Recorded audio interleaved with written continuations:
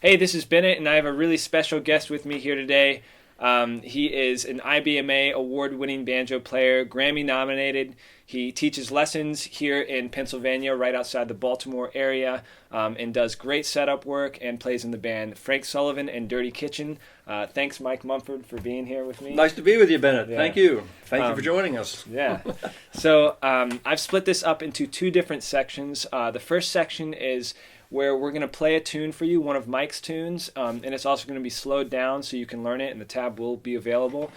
Just sign up for my mailing list to get that. The second section of this video is going to be more of an interview, so I'm going to talk to Mike a little bit about his influences. We're going to nerd out about J.D. Crowe and melodic style playing, and most of this interview will be available on the membership site, but we'll get a little bit into it on this free video for you. But if you want to see the full interview, click down below to join the membership site. It's only $4.99 a month, and it helps me create free videos like this and have great artists come on and talk about their influences and hopefully inspire you and help you learn the banjo so you can become a better musician and have more fun playing the instrument.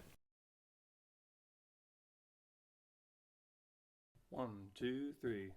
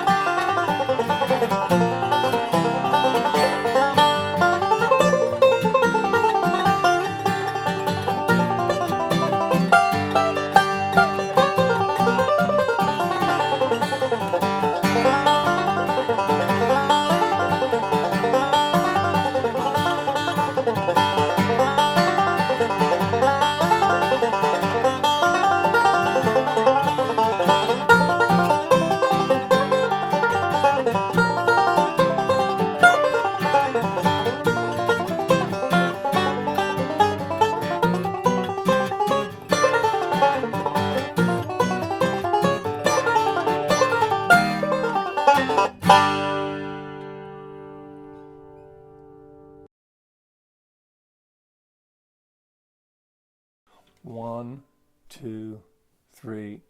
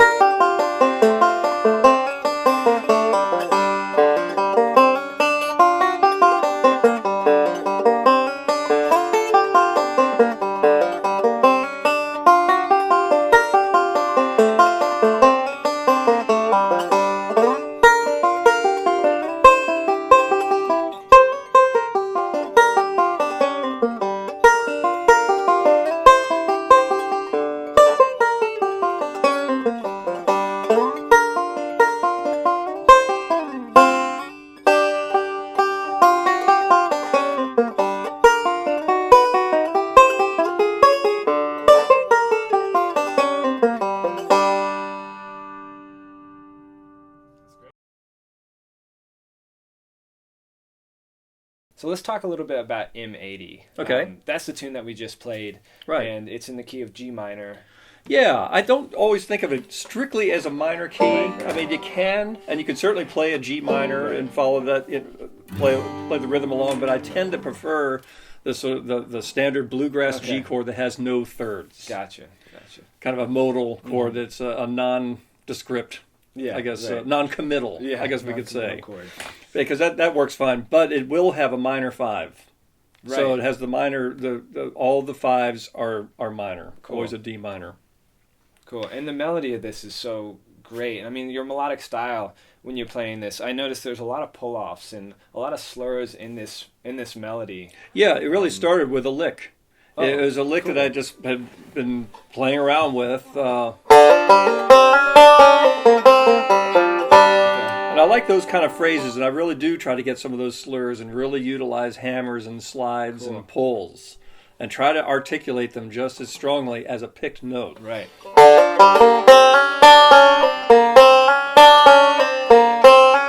In fact, that pattern right there of hammer, open first, pull off, very strong on the second string from the second to the first fret. And we'll talk a little bit about the J.D. Crowe influence, but that's one of the things that came from Crowe. Not necessarily that phrase, although he did actually a couple of things similar to that. A lot of those kind of things. And J.D. was always known for such great pull-offs. So it's like one of his hallmarks, among many other things. But to get that pull-off as exact and clean as you would do, getting those notes to really stand out, So you can hear each. so they don't get individual muffled. note. Each individual note. So essential for that It's bluegrass sound. absolutely essential. Yeah. So we'll talk more about JD a little bit later, but getting back to this lick, it's kind of built on that phrase of a hammer and a pull. Okay. Cool. Actually, I'm not pulling off on that particular one in the beginning, but that'll come in a little bit later. And then these blues melodic phrases that I love. Yeah. That was really the rage in the 70s. That was really coming along. Courtney Johnson was doing a lot of that. Ben Eldridge was doing a lot of that in Seldom Seen. Rider, his improv on Rider, just knocked me out. I'd only been playing about a year or so, and then suddenly I hear, the things he's doing, where he's rolling, but he's playing a lot of the blues melodic phrasing that was really going on at that time. So those kind of licks that you would hear, those you hear those a lot. Yeah. So this is built on that type of thing, and also utilizing a very strong hammer at the very beginning on the 4th string. So it's not much single string. No. I will use a little single string a little bit later. I'm not a strong single string player, but I will utilize it for just maybe a passage of 2 or 3 notes to add a little bit of punch on a phrase. Right. In this particular case, it really is starting with hammers, pulls, and individual stringed melodic style, open strings. Right. So strong hammer on the 4th string. Takes you right up to that phrase I'm looking for. And there's a pulse to that. Cool, yeah. That's what I look for. In melodic, it's very important to try to bring a pulse to it the way a fiddler would play. Sure. I fell into that trap early on. You're trying to work out a melodic tune. It tends to fall into ya-da-da-da-da-da-da-da. Very kind of, you try to get it on the beat and really clean. But it really needs, what I kind of sense when I watch a fiddler, and I love fiddle music, I love fiddle tunes, and I love great fiddling, and the pulse they get with the bow. Yeah. I want to feel that coming out. I wouldn't want to hear... I would want to... So it's like a very subtle, different time feel thing. Oh, cool. So you're like...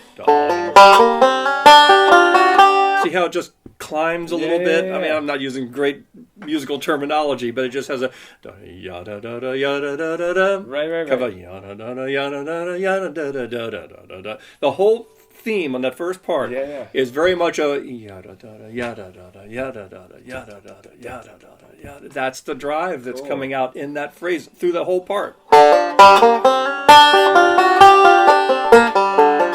I'm exaggerating that now. Right, yeah.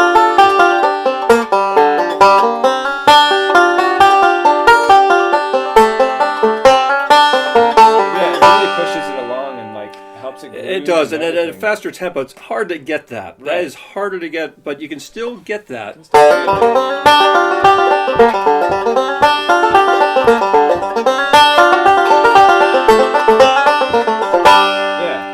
still trying to get a sense of that. Yeah. Not going to be able to get it quite as bouncy as you could slow. Like I'm exaggerating that to make a point. Yeah. But that's the overall sense of drive I want, and those phrases lend themselves really well to that. Right.